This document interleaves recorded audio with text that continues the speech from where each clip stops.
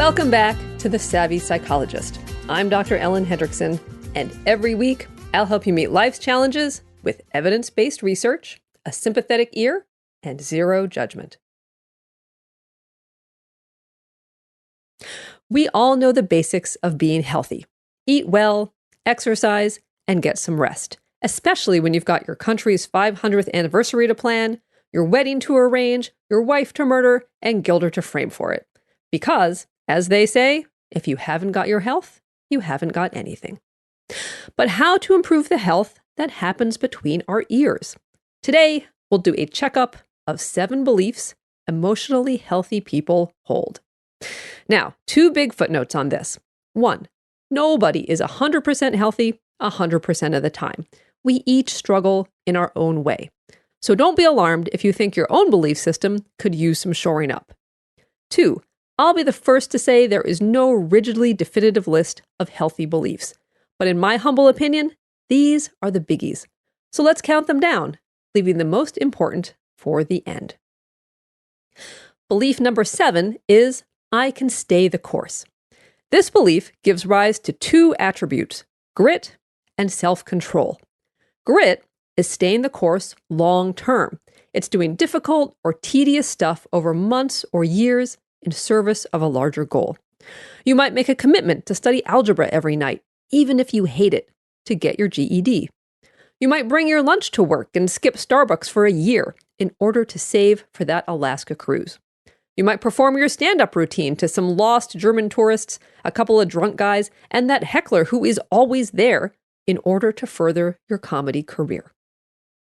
By contrast, self-control is staying the course short-term. Call this resisting temptation. It's keeping your cool even when the bank teller seems to be working in super slow-mo. It's not taking the bait of the guy with the facial tattoo taunting you from the end of the bar. It's sticking to your diet even though the Cheesecake Factory's Oreo Dream Extreme made an appearance in your actual dream.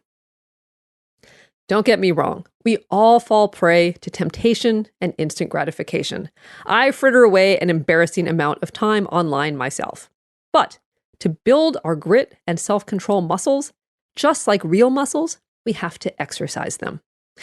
Now, why are grit and self-control so important? Because some wishes can't be instantly granted through Seamless or Siri. A career, a loving relationship, good health. All these things take time and stay in the course to be built and maintained. Belief number 6 is, I can do things I don't feel like doing. And you can tell this is a Savvy Psychologist list because of this entry. This belief, in my opinion, is the best kept secret of our time. The result is called mood-independent behavior. But really, it's just doing stuff you don't feel like doing, and then watching your mood catch up. Too often, we do things only when we feel like it. Feeling lazy? We stay on the couch. Craving a Big Mac? Eat it now. Not in the mood to work? The rabbit hole of the internet is a swipe away. We let our mood define our behavior. So, try putting behavior first, especially if you know it's something you've enjoyed in the past. Feeling draggy? Hit the rock climbing gym and watch your energy turn around. Not feeling particularly jazzy? Sit down at the piano and watch yourself get into the music. And if your mood doesn't follow, no harm done. At least you got the thing done. This little trick also works for facing fears. The way to build confidence is to push yourself out of your comfort zone a little at a time. If you stick to the things you're 100% sure about, you polish your current repertoire, but you won't move forward. So, tackle new things and face old fears. Struggle and frustration feel like failure, but really, they're just growing pains. If you can push through and get used to feeling temporarily incompetent or insecure, feelings we all hate, you will have it made.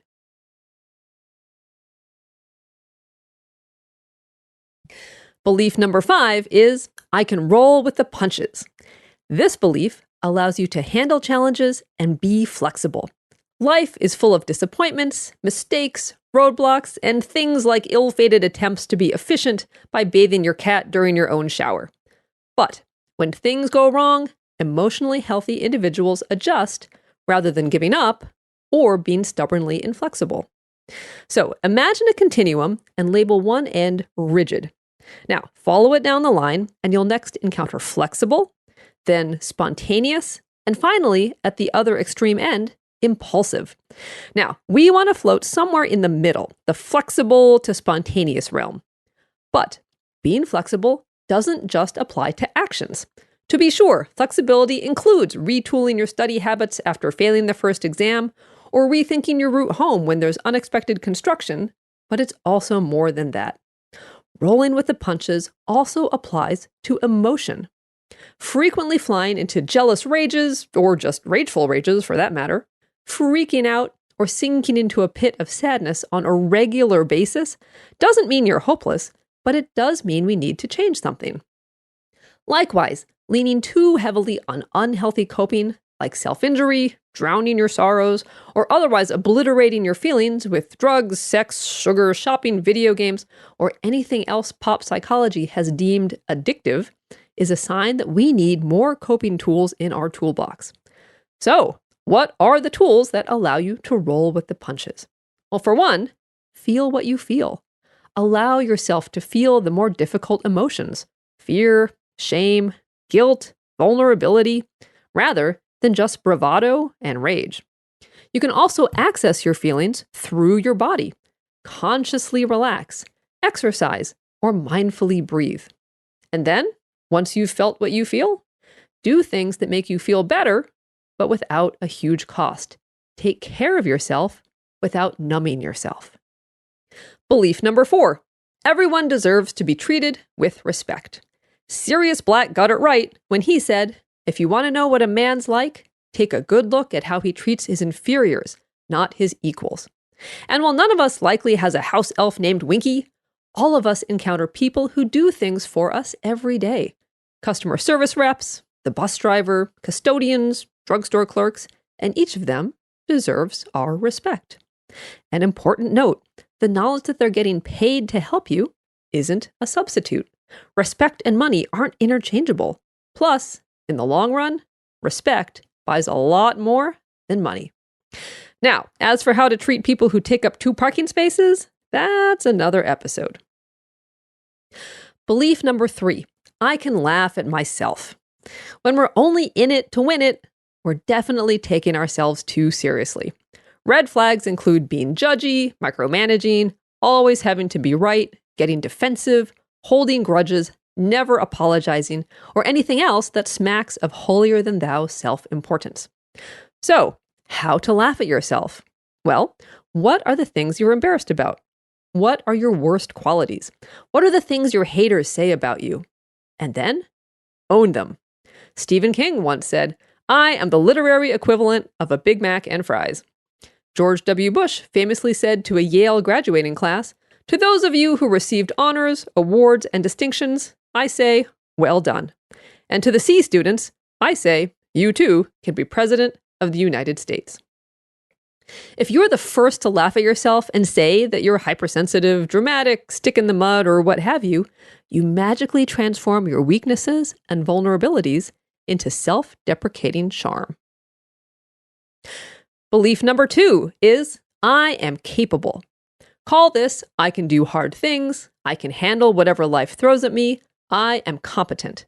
Believing we can't handle things, that we're incapable or incompetent, drives all anxiety. So, where does the belief of I'm capable come from? Experience. Push yourself a little, and then a little more. Try new things. Talk to new people. Go new places. The reward is a sense of your own power and capability that will carry you through the years. And finally, the number 1 belief of emotionally healthy individuals is, I can love and am worthy of love. Believing you are worthy of love and can give love in return, which everyone is and can, even if you worry you're the exception, pays off for a lifetime. To build our case, let's look to Harvard University's study of adult development, which has followed the lives of 724 men for over 75 years. The study began in 1938, and it continues to this day and beyond. The researchers have gathered data on everything: the men's physical characteristics, their drinking, their careers, their marriages, their relationships with their mothers, and much more. And what did they find? Well, quite simply, as Dr. George Vaillant, the longest tenured of the study's 4 directors, summed up, happiness is love. Full stop. Indeed, the men in the study who were the most satisfied in their relationships, those who felt loved and gave love at age 50, were the healthiest at age 80. Now, if you grew up in a family where you had to earn love through achievement, obedience, or simply keeping quiet and out of the way, this belief might not come easily for you. You may carry around in your core the idea that love has to be earned or worth has to be granted. If that resonates with you, you deserve more than a podcast episode. Search out a qualified therapist you like and trust and do some good work. All in all, believing you can love and are worthy of love allows you to connect to other people, which in turn makes life happy, healthy, and long. So what does it take to be healthy? Exercise, sleep, and perhaps not letting hours per week playing World of Warcraft stretch into the triple digits. But equally important, our outlook on life, the world, and the future can make for many happy, healthy years. Thank you so much for listening. As many of you know, social anxiety is a topic near and dear to my heart. So I've put together a 7-day mini course for anyone who wants to tackle their social anxiety, feel more confident in their own skin, and feel more connected with the people in their lives. You can sign up to get the 7 lessons at ellenhendrickson.com, and you'll also receive a new resource every 2 weeks that you won't find on the podcast. So sign up and share it with the important people in your life who face the challenge of social anxiety. Check it out at ellenhendrickson.com or be one of the first to follow me on Twitter at ellenhendrickson. As always, thank you so much for making The Savvy Psychologist a part of your life. Never miss a thing when you sign up for the newsletter at quickanddirtytips.com/newsletters or subscribe to the podcast on Apple Podcasts or Stitcher. You can always listen on Spotify, follow the show on Twitter at QDT Savvy Psych, or like on Facebook, where there are always links to episodes no longer available on Apple Podcasts. I'm Dr. Ellen Hendrickson, and as always, The Savvy Psychologist is strictly for informational purposes and doesn't substitute mental health care from a licensed professional. Have a wonderful week. I'll see you all next Friday for a happier, healthier mind.